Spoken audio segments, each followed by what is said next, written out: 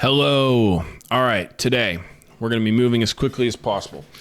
I made a rack. It's called Kick Ripper. Okay, Kick Ripper is for if you hear a song where you really like the kick drum and you're like, I want a piece of that. Now, whether you actually use that kick drum or you simply use it for reference, your discretion. I'm just the one here to provide the tool. I'm not going to discuss the ethics of sample stealing or not.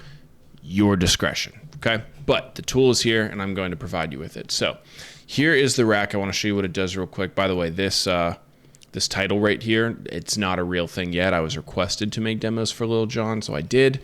Hopefully it becomes a thing, but it's not a real thing at this exact moment. But I'm going to use the kick drum from the first little drum loop to show you what we're looking at here. So context. Okay, and let's use the Kick Ripper. Turn this guy on. Damn. I mean, as you can hear, there's multiple layers in there. There's an 808, there's a clap. Kick gripped. Cool. So I'm going to very, very quickly show you how to make this, all right? I'm not going to go into too much depth as to why it works. Rather, I'm just going to show you how to make it because time is valuable and I value your time. So let us go ahead and I'm going to drag this down onto a new audio track. Let's go like this. Copy it, turn this guy off, turn all these other guys off. We don't need them. All right, first thing that we need, Serum FX. Boom, right here. Step one, what we're gonna do in Serum FX is we're gonna turn on Note Latch. Super critical. If you don't click that, this isn't gonna work, okay? Secondly, we're going to set LFO and LFO1 and LFO2 to envelope mode, just like this, okay? Lastly, we are going to turn off BPM latch on LFO1 and LFO2. So boom. And boom, there you go. Okay, now LFO1, we are going to create a shape that looks like this. So you're going to drag this over, you're going to create a notch, and you're going to pull it down, and it's going to go right about here. Okay, that's where you want that notch to be. That's step two, whatever. I don't know what step we're on. I kind of lost track. LFO2, you're going to make an envelope that looks like this. You can kind of line it up with that second grid line from the bottom, right? Like that. All right, now turn on filter. This is going to be the first thing that we use.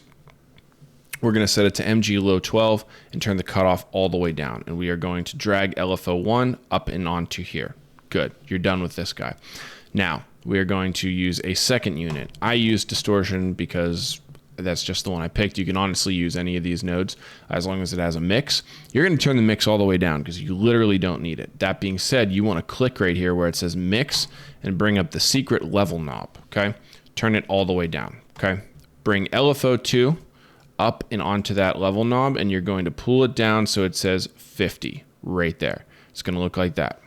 Your mix is off, so this drive doesn't matter, but if you want insurance on it, just pull that down too. Okay, now we are going to assign macros. Go back to LFO1. You're going to assign macro 1 right here. So as you can see, when I drag this over here, we get two options, X or Y. We're going to do both, but we're going to start with X. Boom, retitle it X. This is for your lack of headache, not mine. Second one, drag it over, put it on Y, title it Y. Good to go. Third one, you are going to assign this one to LFO2 right here on the hollow little dot right there. Boom. And you're going to call this volume envelope. Okay, that's what that stands for, volume envelope.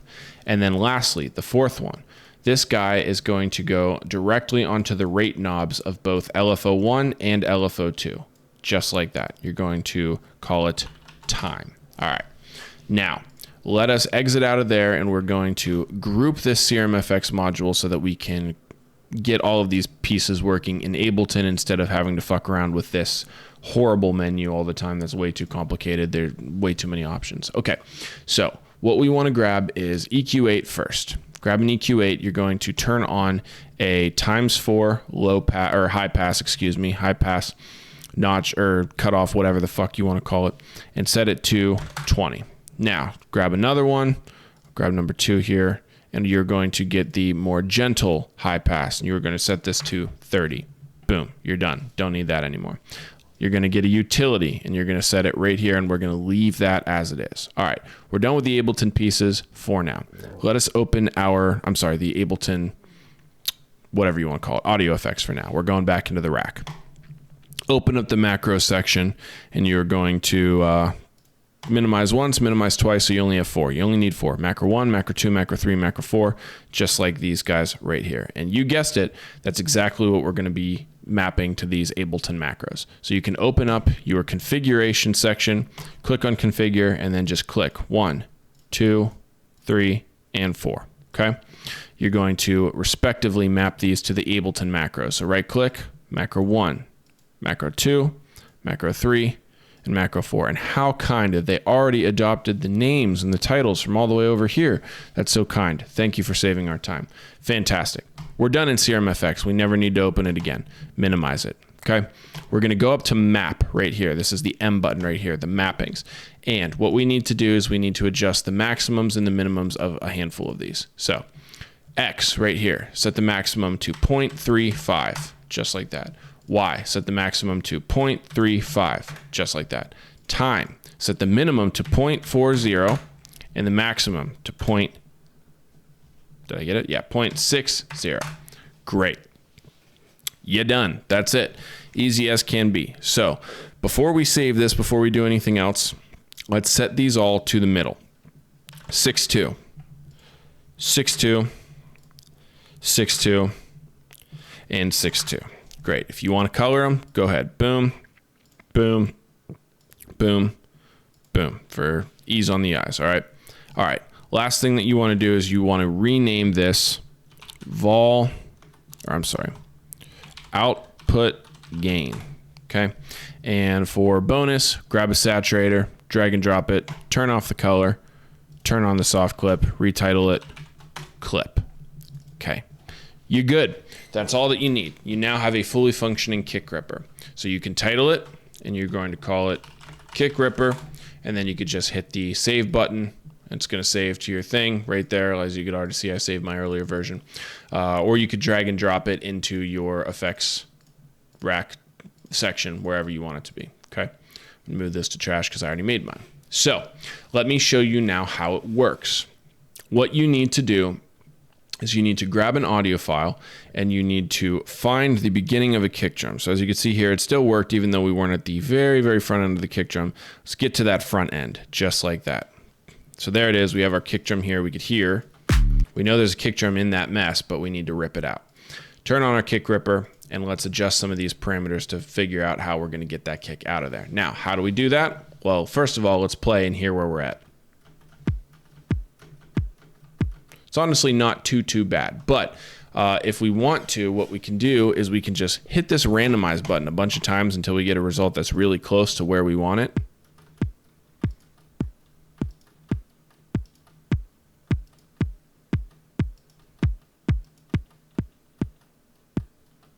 So that's honestly pretty decent. I'm going to raise that Y a little bit, pull this time down, raise this volume envelope.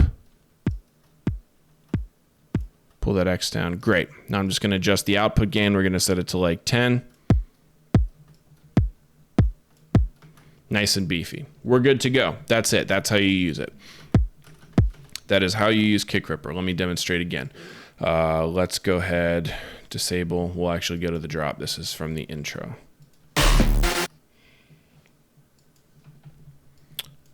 Out here. All right, so we're going to go there. Let us, once again, find the very front of the kick drum in the waveform. So we'll go right there, zoom in a little bit more, and we'll pull it up to right about there. That should work, okay? Got to line it up on the grid. If you don't, it won't work. So line it up on the grid, paste it, and then we'll just cut, get rid of this, okay? That's what we're working with. Let us turn our Kick Ripper on. Once again, we will adjust these parameters.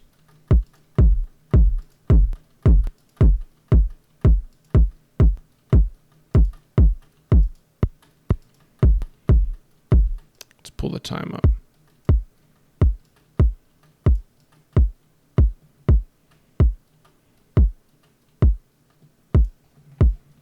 And honestly, that's sounding pretty good.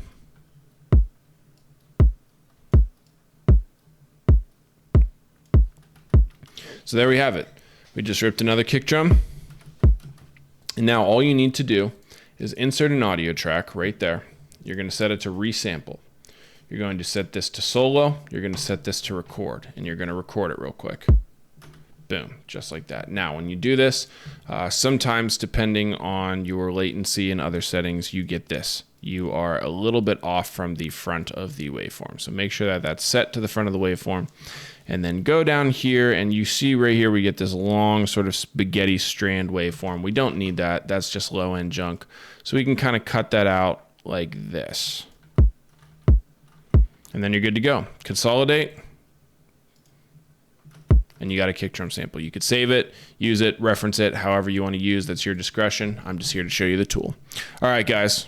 Good stuff. Catch you next time. Peace.